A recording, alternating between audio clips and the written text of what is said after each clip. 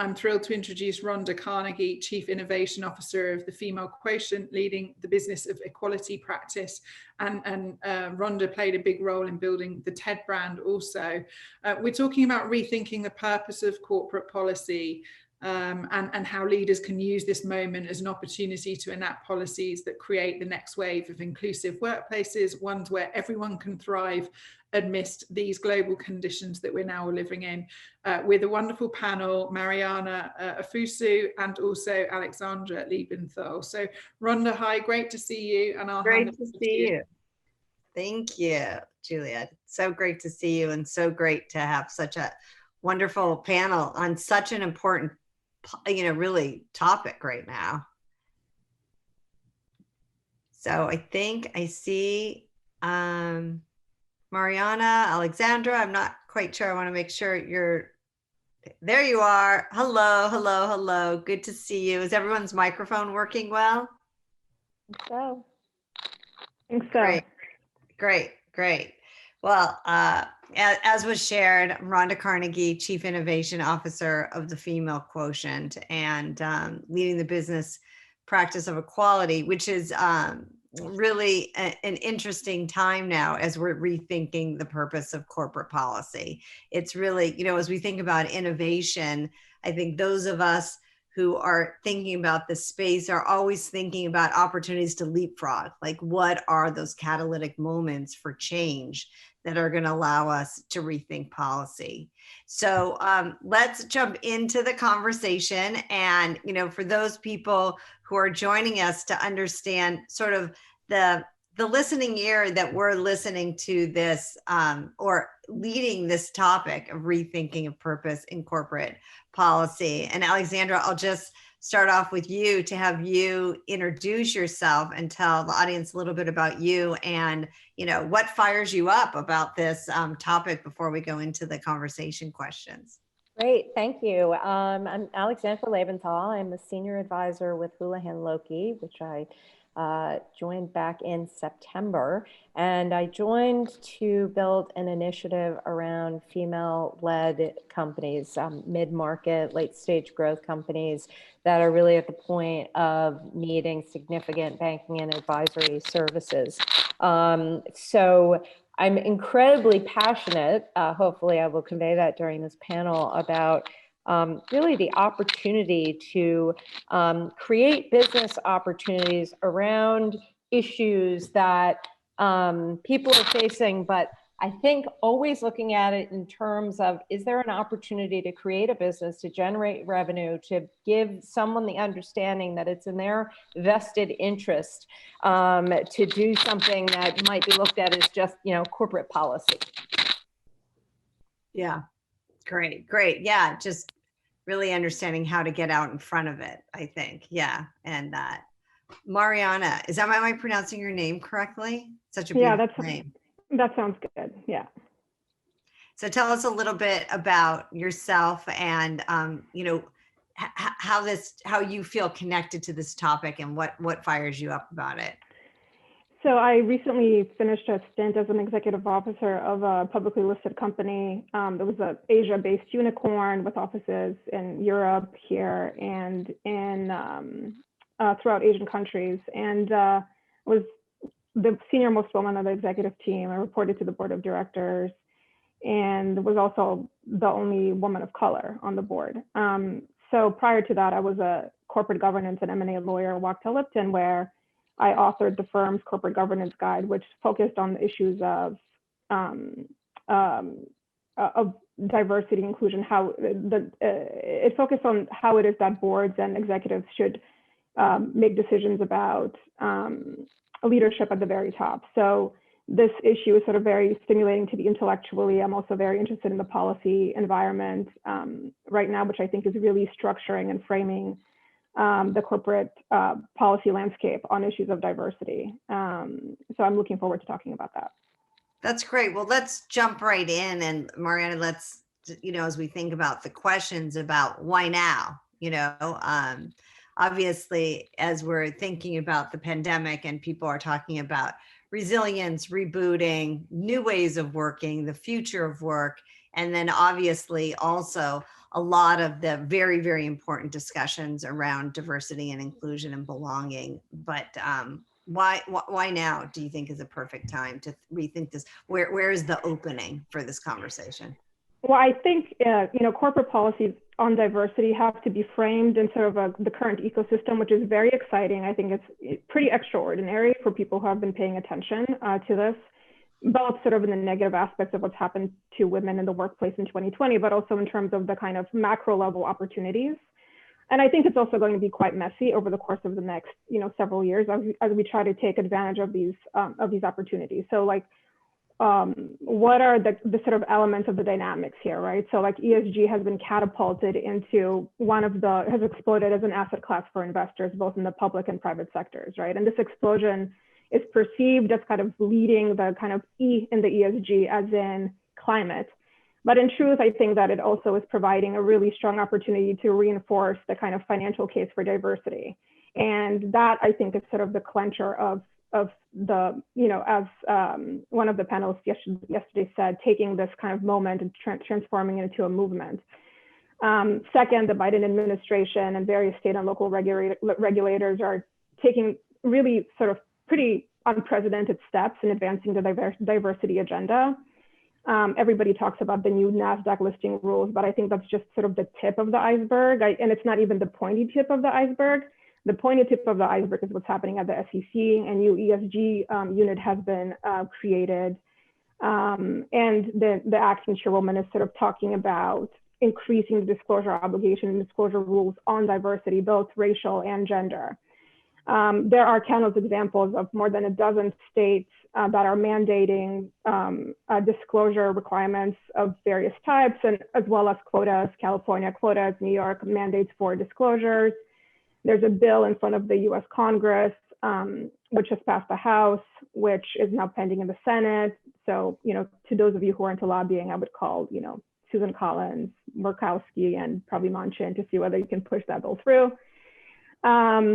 And obviously asset managers like BlackRock, the New York Comptroller is instituting rules that's forcing kind of disclosure on issues of diversity, as well as actions being taken on diversity that we've just never seen before. I think the third, I've got a couple more factors and then I'll shoot it over to Alex, but I think that the third factor that is really important is obviously that there's an increasingly diverse, young, and impatient workforce, and sort of a broader digitally enabled public that is not shy about both demanding accountability on issues of gender and racial equality, and also rewarding companies that take activist positions, right? So Uber and Google are good examples of companies that were pushed into tying executive compensation to diversity. Like that, I think, has some teeth. And lastly, sort of on the more kind of intellectual macro level, there's been a decades-long debate that my former boss, Marty Lipton, was involved in quite prominently about the purpose of the corporation. And while it's been sort of back and forth about whether it's about shareholder value or whether it's about, kind of the broader stakeholder ecosystem, it sort of feels like we're sort of tipping over into the broader kind of definition of the purpose of the corporation. Something like 80% of the public surveyed by Edelman said that CEOs should and are expected to take leadership roles on social issues. And we've seen really incredible stuff from companies like Patagonia, not surprisingly, REI, North Face, in withdrawing from advertising, Facebook advertising, in response to Facebook's failure to take positions on, not regulating racial speech. So this kind of ecosystem is really it's exciting because it's kind of created immense opportunities for impact for advocates and activists, and not just executives at companies, but employees, people from outside of the ecosystem. That really changes the way that corporate policy is made, right? So that's one important kind of point there.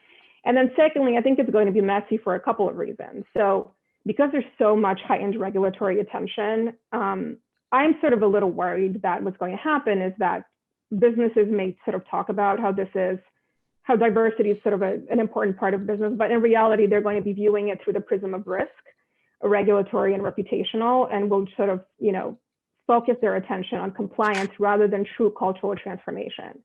right? And then secondly, like we all know, I think that there's been a lot of enthusiasm at this conference, but the truth of the matter is DEI, especially in large institutions, is actually very difficult to do in a way that is thoughtful and substantive and not sort of crass and alienating and burdening to the populations that it is ostensibly trying to help. So, that I think is going to sort of also play out quite interestingly over the next couple of years, as there's this interesting external pressure and internal pressure on companies to develop really good corporate policies. Yeah, I think that you did a great job talking just about all the things that we have to unpack. What is the catalyst? Exactly what you said. What is it internally? What is the cultural imperative? What is the business imperative? And I'm sure, Alexandra, that's a lot of what you're thinking about as we're both having a seat at the tables for these conversations, but, really figuring out the ideas to action piece of it. Yeah, and I just want to take a step back. Marianna said a lot of things that completely resonate with me, but where we are right now in the Biden administration, we're seeing all these things happen. But I also look to the last 4 years where, out of frustration, anger, a sense of right and wrong, and a lot of injustice, it spurred a lot of people to action, individuals, corporations, organizations. I mean, just think about where we all were January 21st, 2017. We were in Washington, we were in New York, we were in Los Angeles, marching and really beginning to use our voices in this way. I also, do just want to mention as well that the purpose of the corporation, I mean, we just had the 50th anniversary, and I'm sure that's in part what Marianna is referring to, of Milton Friedman's essay, that the corporation is there to make money for shareholders, period, stop, no further discussion. But what we have seen, certainly with George Floyd, with so many things, is that no, the corporation is actually there to be the voice of action, the voice of conscience, to really create policies. Again, if that doesn't exist in the greater landscape or in the government right now. So, when I look at the opportunities right now and I see the actions that are being taken by companies, it's a tremendously exciting time. And I think, again, it's out of this disruption that's causing companies to say, you know what, let's talk about it and let's put our money where our mouth is. And I, had been jotting down some examples prior to this conversation, and was thinking about the recent announcement by Melody Hobson of Ariel Capital with Project Black, which is being chaired by Les Brun, who has long been a well-known figure in the corporate world and corporate boards, to create a very unique investment in Black-owned businesses and the way they're structuring. But what I also find so incredibly exciting is that JP Morgan has said they're investing $200 million in it. I mean, that's incredible action that comes out of, yes, this need to create change and create policy, but to really figure out, okay, what is it that our money and our voice can actually do to create this change? So that's just this incredible excitement of the time that we're in right now. Yeah, I guess one of the things that, I think about, for FQ, and we're thinking about how are we closing the wage gap, for example, and, really just getting more and more companies. If McKinsey said it's going to take 257 years to close the wage gap, and what we're really trying to do is to get people to think about what accelerated growth, what GDP accelerated growth, what does that look like, and what that formula looks like, while at the same time, noting the regression that's happening in the marketplace and the opportunity to fix some of those things at the same time. And so we're talking about the private sector here. Let's just talk about the private sector and corporate policy. And I really appreciate what was said about, that Marianna was saying about risk, that's always the balance of what, corporate reputation, what am I saying outside in the world, and what am I actually doing in the world?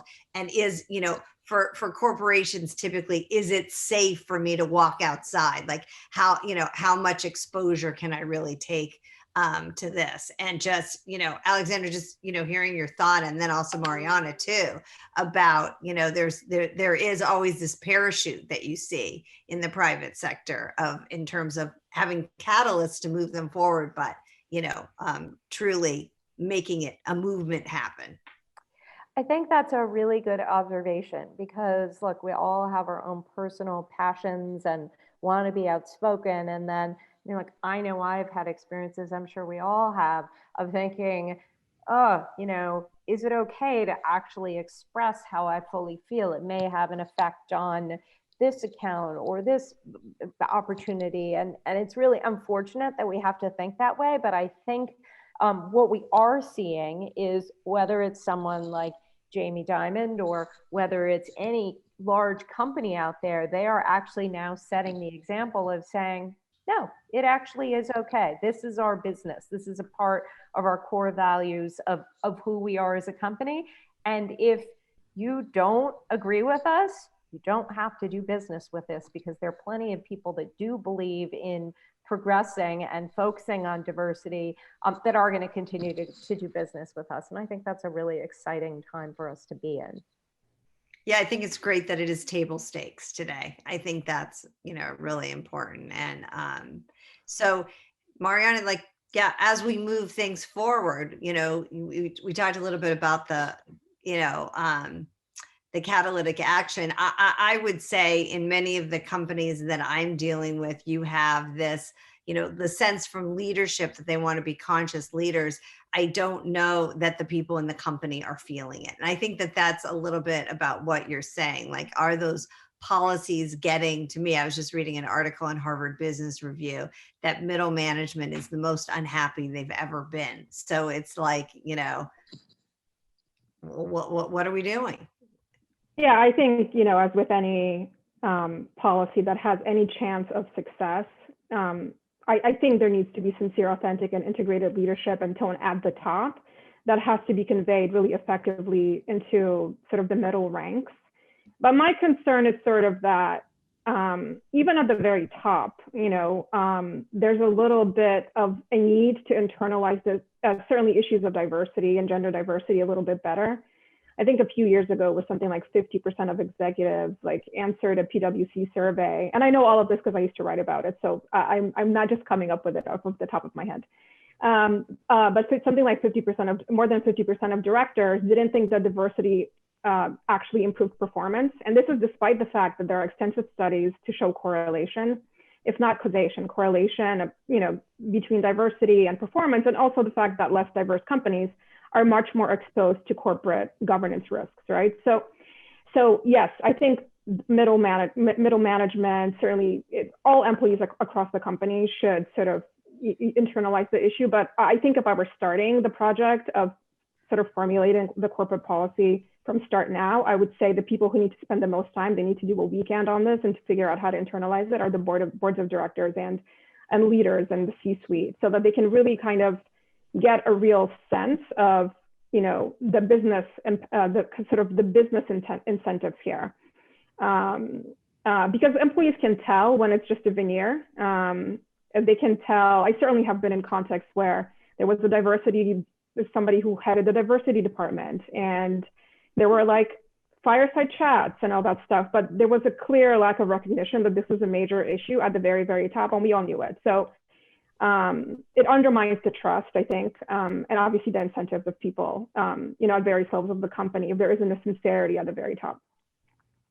And, the other thing I've been hearing a lot about is ERGs and how they're doing a lot of the work, in terms of, where is it the responsibility of the company to do the work, and where is it sort of like where they're going to the ERGs and asking them well, what are we doing for this? It's whatever month, what is the work that we're doing around this, and just really creating policy that really incentivizes the people who are in the ERGs who are doing the work to be financially paid for the work that we're asking them to do, in addition to the regular jobs that they're doing. Alexandra, have you come across that just in your conversations? And I also want to talk about board of directors as well.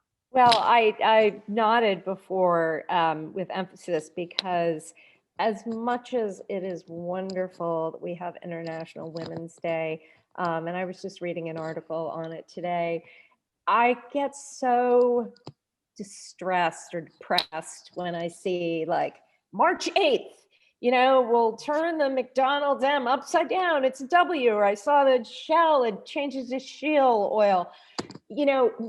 International Women's Day to me will be a success when either it doesn't happen anymore. People don't have to come up with creative ways to say that they love women or have women. But really, when they say it's March 8th and starting today, here are our plans, here are the metrics, here's what we hope and plan to report to you on next March 8th. And same thing for Black History Month, same thing for every component of diversity. It can't just be one day where you say, yay, we did it, we have it. It's just, you're never going to get that success. So, and I think certainly that would take the pressure off the people in whatever given area to come up with whatever creative thing it is, and really put pen to paper and say, okay, what is it that we really want to achieve here? That's great. That's great. So we have, a couple more minutes, and I always love when I do these sessions and I am with such brilliant women, and I always say, like, get me smarter. How can I get smarter on this? What are you reading, watching? Share with us. So in a couple of minutes, Marianna, what are you reading? What are you watching? Like, what's the one thing that we could direct the audience about how to get smarter on this subject? There are sort of a lot of really great blogs that I'm talking to a lot of female friends. Last night I was at a kind of a lawyer briefing on the Biden administration and what to expect from them in terms of, and ESG was like the thing, it was, and this was a briefing for corporate clients. So I think that it's useful to listen to lawyers, even though we're the kind of harbingers of doom. We do sort of anticipate the downside, but sometimes, it's helpful to kind of have a sense of where that's all going. So follow lawyers. Is there any blog that's a must-read blog that you're like? I think that there's a Harvard corporate governance blog. The Wachter-Lipton Nominating and Corporate Governance Committee Guide had this year, I think, like 5 pages on diversity, and it really kind of sets out the statistics, which are covered in a ton. It distills very painstakingly the statistics from like 23 different reports, Stewart Spencer and PwC and all these. So that actually is a really useful place to get really rigorous analysis. I was very happy to start that. So I think that's great. And, I'm actually also really paying attention to what's happening in sort of the ETF world. I think that diversity-focused funds and what sort of asset managers who are creating those funds are doing is really interesting, because I think that's a kind of an important space to watch as we think about the pressure points through which to push sort of our agenda here. And there are sort of lots of interesting ETF podcasts, and there's ETF Edge, which is kind of fun to listen to. They just did a bunch of stuff on diversity ETFs with people from MSCI. So those are, I think, pretty useful tools. Thank you. Alexandra, how about you? So I'm actually, as you asked this question, I'm just mentally going through everything I read every day, which is so extensive that sometimes I feel like my head's going to explode.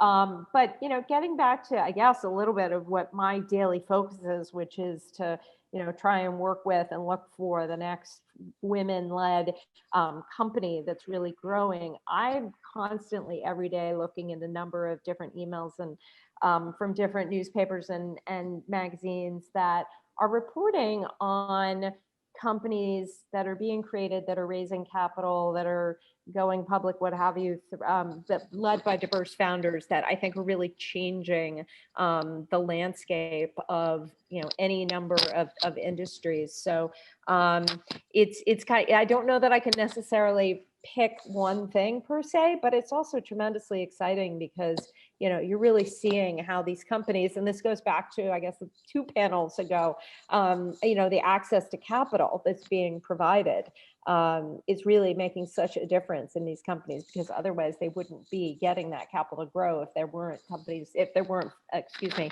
investors looking at diverse companies. I sort of resonated though a little bit on the ETF front. I mean, if you look at where sort of the mass market is going in terms of looking at investments, whether it's ETFs, mutual funds, basically where something like Acorns, for example, or Robinhood, I probably shouldn't go into detail for other reasons but really like where now are we seeing opportunities to invest in diverse businesses, even if you don't have a lot of money to invest? Thank you. Hi, Juliet. Thank you, both of you, for a great conversation. Lot to unpack, lots to read, lots to learn, and clearly we have to follow the money. That is where we're going to see momentum. That was great. There's certainly a lot to unpack. I want to listen back to that session because there was so much rich insight and dialogue in that. So thank you all. Thanks, Rhonda, for brilliantly moderating, and thanks so much, Marianna and Alexandra, for being on here. It's great to see you.